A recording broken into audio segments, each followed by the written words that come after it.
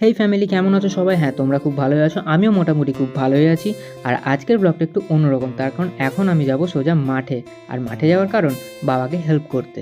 আর যখন নেচারের কাছে যাচ্ছি তখন আমি ভাবলাম যে আজকের ব্লগটা একটু নেচার নিয়ে হোক, তাই ভাবলাম যে তোমাদেরকেও একটু দেখানো যাক। তাই আমি আর দেরি না করে সোজা মাঠের দিকে চলে গেলাম। মাঠে এসে দেখছি চারিদিক সবুজ আর সবুজ, আর ধান ক্ষেত দিয়ে আসতে বেশ মজাই লাগছিল। কিন্তু একটাই প্রবলেম, আজকে প্রচণ্ড পরিমাণে রোদ, যে কারণে তাকাতে পর্যন্ত প্রবলেম হচ্ছে। এখনো পর্যন্ত শীত ঠিকঠাক পড়েনি, এখনো বলতে পারা যায় গরম। তো দেরি না করে চলো তোমরাও দেখে নাও মাঠের পরিবেশটা।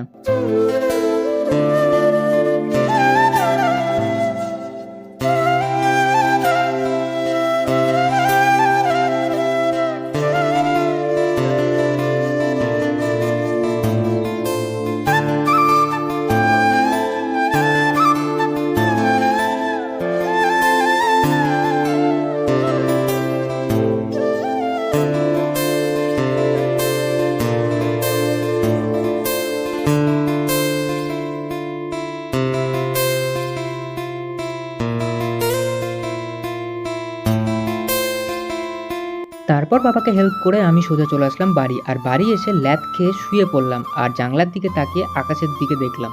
তার কারণ আজকের আকাশটা বেশ জোরদার লাগছিল। তারপর দেখে আমার এক বন্ধু আমাকে হাই করতে এসছে, কিন্তু আমি হাই বলার আগেই ও পালিয়ে গেল। তারপর আর কি, আমি চলে গেলাম স্নান করতে। আর স্নান টান করে এসে পুরো রেডি হয়ে গেছি। তারপর আমি স্কেচ বুকটা নিয়ে বসে পড়লাম ছবি আঁকতে, তার কারণ ভিডিও আর ছবি আঁকা এই দুটো কাজই আমার খুব ভালো লাগে। হ্যাঁ, আমি হয়তো খুব ভালো ছবি আঁকতে পারি না, কিন্তু আমি চেষ্টা করি। ছবি আঁকার পর আমি চলে আসলাম সোজা মাঠে, তার কারণ বাবা আরেকবার ডেকেছিল, তাই আমিও আর দেরি না করে সোজা মাঠে চলে আসলাম। আর হ্যাঁ, আজকের ব্লগ কিন্তু এইটুকুই ছিল। জানি অনেকটা ছোট ব্লগ, চিন্তা নেই, আরও বড় ব্লগ আসছে। আর তোমরা যারা নতুন ফেসবুক থেকে দেখছো তাড়াতাড়ি পেজটাকে ফলো করো। আর ইউটিউব তো কি করছো ভাই, তাড়াতাড়ি সাবস্ক্রাইব করে নাও। সামনে নতুন নতুন ভিডিও আসছে, শুধু ব্লগ নয়, আরও নতুন কন্টেন্ট আসছে। তো দেখার জন্য সাবস্ক্রাইব করে নাও। দেখা হচ্ছে পরের ব্লগে, পরের ভিডিওতে। ততক্ষণের জন্য টাটা।